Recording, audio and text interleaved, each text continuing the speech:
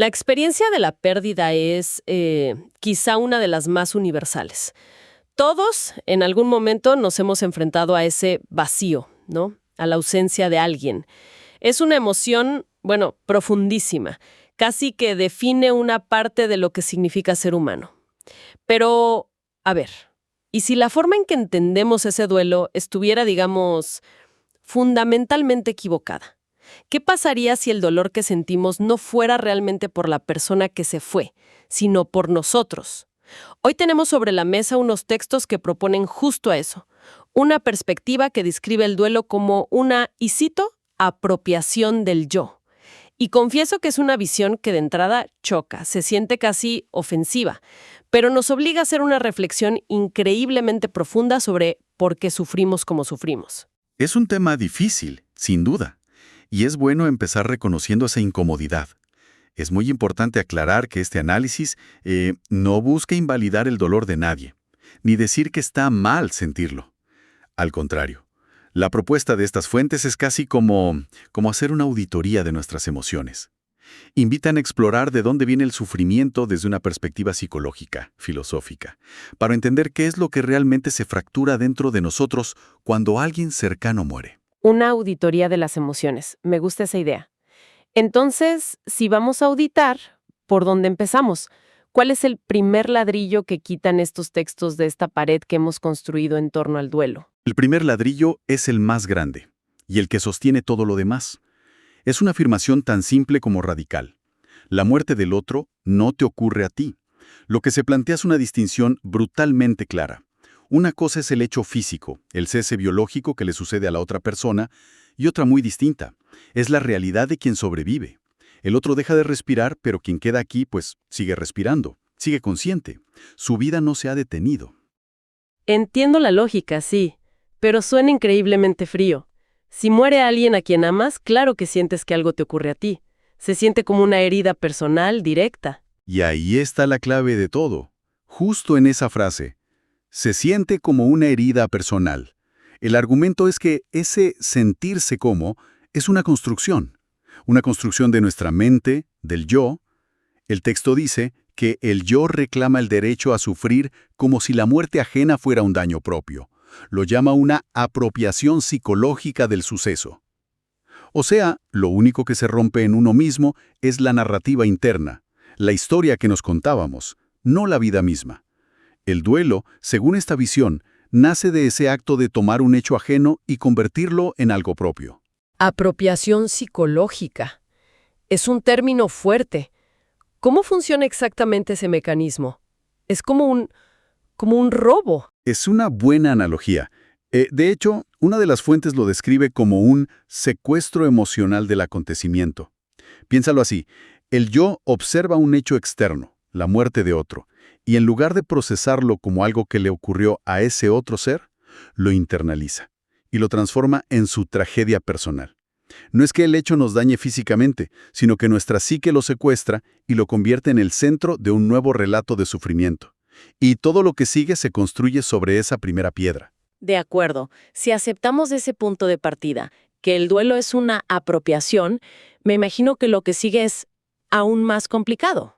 Bastante más, nos lleva a una de las frases que encontré en el material que la propia fuente califica de cruel pero exacta. No lloras al muerto, lloras la historia que el yo había construido alrededor de él. Uf, espera, detengámonos un segundo ahí. Esa idea es brutal, porque nos obliga a preguntarnos si todo el dolor es en el fondo una forma de egoísmo. ¿No es una visión demasiado cínica de una emoción tan humana? Es una pregunta totalmente válida. Es la reacción natural. El texto no lo plantea como un acto de egoísmo consciente o malvado, sino como el funcionamiento casi automático del yo. No lloras por la persona en sí, sino por todo lo que esa persona representaba para ti. Desglosa los elementos que son la verdadera fuente del dolor. Y fíjate, ninguno es el otro.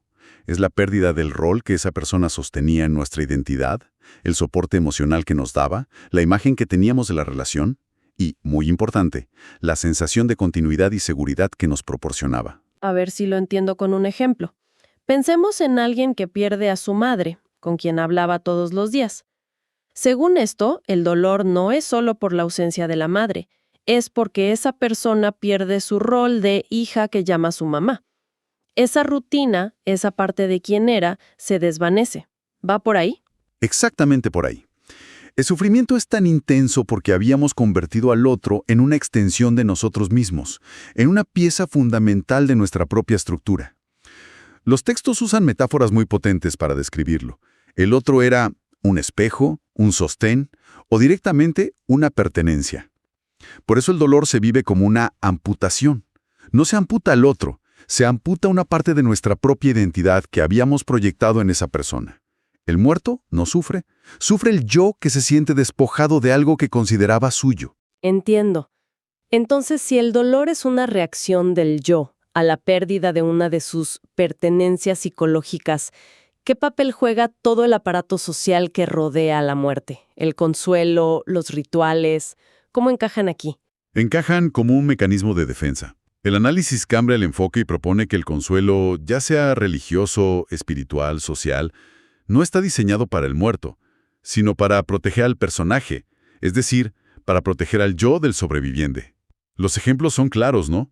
La promesa de un reencuentro, los rituales que dan control. Todo esto, según esta perspectiva, surge de la incapacidad del yo para tolerar la incertidumbre, el vacío. Es un sistema para que la estructura del ego no se desmorone. O sea que cuando le decimos a alguien está en un lugar mejor, no lo hacemos por la persona que murió, sino para calmar la angustia del que se quedó. Va incluso un paso más allá. El texto afirma que el consuelo anestesia la herida narcisista del yo. Dicho de otro modo, es como ponerle una curita a nuestro ego. El ego se siente atacado, disminuido, porque algo que consideraba suyo le fue arrebatado. Piensa en la frase típica, no lo has perdido, sigue contigo en tu corazón. Desde esta perspectiva, esa frase no habla realmente del fallecido, habla del pánico del yo a quedarse sin su símbolo emocional, sin esa pieza que le daba soporte. El consuelo es un intento de mantener viva la imagen de la persona, la función que cumplía para nosotros, porque el yo no soporta el vacío. Todo esto sobre la posesión, el ego, el consuelo como una anestesia, me hace pensar en una palabra que usamos todo el tiempo. Amor. Intuitivamente, una diría que el duelo es la máxima manifestación de amor. Pero el texto, si no me equivoco, traza una línea muy dura aquí, ¿cierto? Cierto. Y este es el núcleo de todo el argumento. El punto más revelador. Yo creo. La distinción clave que hace la fuente es entre dos conceptos que a menudo confundimos: amor y apego. Y aquí hay una frase que leí que es a la vez devastadora y liberadora. Si había amor, la muerte no destruye nada. Si había apego, la muerte destruye todo. Esto es fundamental. Hay que desglosarlo con cuidado. Es la llave que abre todo lo demás. Según esta visión, el amor verdadero es una presencia que no posee. No crea identidad, o sea, no lo usas para definirte a ti mismo. No exige pertenencia ni genera una necesidad de continuidad para sentirse seguro. Es simplemente un reconocimiento del otro. Por eso, la muerte física de la otra persona no puede quitarle nada a ese amor. El amor permanece intacto porque nunca fue una posesión. Entonces, lo que duele, lo que se rompe, lo que nos desgarra, no es el amor. Exacto. Lo que se destruye es el contrato emocional construido por el yo, es decir, el apego. El apego es el que dice, te necesito para ser yo, eres mío, mi vida no tiene sentido sin ti. El duelo, entonces, es la reacción violenta de la posesión herida, no del amor. El amor, según esta visión, queda como una presencia silenciosa, sin dueño. El dolor agudo, la desesperación, la sensación de que nos arrancaron algo, todo eso es el grito del apego. Esto lleva al argumento a su conclusión lógica, casi inevitable. Si el duelo es la reacción de la posesión herida, entonces el duelo en sí mismo es la apropiación final. Exacto. El texto explica cómo el yo toma la desaparición física del otro y corre a convertirla en un relato propio, para reafirmar su propia existencia. Todo se centra en el pronombre posesivo, en la primera persona, mi pérdida, mi duelo, mi tragedia. El yo se convierte en el protagonista del evento de la muerte de otro. Y es ahí donde el texto lanza su afirmación más contundente, una que realmente me hizo detenerme a pensar. Sí, la frase final que lo cierra todo. No tienes derecho a apropiarte de la muerte del otro. No es tuya. Esto es crucial.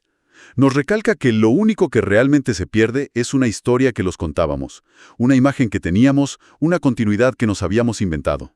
El hecho real, objetivo, el cese de la vida de otro organismo, ese hecho no nos pertenece en absoluto. Apropiárselo es el último y más desesperado gesto de posesión del yo. De acuerdo, hemos llegado al final de esta cadena lógica y es una visión muy potente, pero también muy dura. Me surge una pregunta importantísima para no malinterpretar todo esto. ¿La idea entonces es volverse insensible? ¿No sentir nada?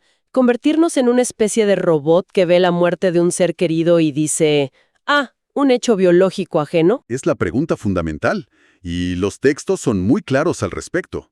En absoluto, hay una frase clave. No se trata de no sentir. El organismo siente. La ausencia física, la ruptura de una rutina, todo eso se siente a un nivel casi biológico. Es natural. El cambio que se propone no es la eliminación del sentir, sino la eliminación de la narrativa fraudulenta que construimos sobre ese sentir. ¿Y qué es lo que desaparece si quitamos esa narrativa? Desaparece la apropiación. Desaparece la carga moral que nos imponemos. El debería sufrir más, no es justo para mí. Y sobre todo, desaparece la identidad de yo, la que perdió. Dejamos de definirnos a través de esa pérdida. El dolor deja de ser un drama personal para convertirse en una sensación limpia, una ausencia, sin toda la historia trágica que el ego le añade encima. Entiendo. Lo es no sentir, sino sentir sin adueñarse del sentimiento y convertirlo en una historia sobre una misma. ¿Y qué queda cuando se quita todo eso? El estado que queda, según lo describen, no es de frialdad, sino de limpieza. No es indiferencia, es verdad. No es cinismo, es libertad. Y la razón es simple.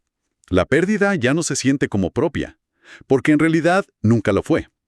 Se libera una carga enorme al comprender que el evento no era nuestro para empezar. Queda el amor sin el apego. Queda el recuerdo sin la posesión. Ha sido un recorrido intenso, la verdad.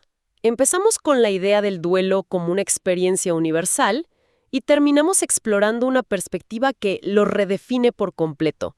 Lo saca de ese lugar de acto noble, por otro, y lo coloca en el terreno de la psicología del yo, no como un sufrimiento por el que se fue, sino como la reacción de nuestra propia identidad construida al perder una de sus piezas. Y creo que el punto central para entender toda esta argumentación, la clave que lo abre todo, es esa distinción tan fina y a la vez tan abismal que proponen las fuentes entre el amor y el apego.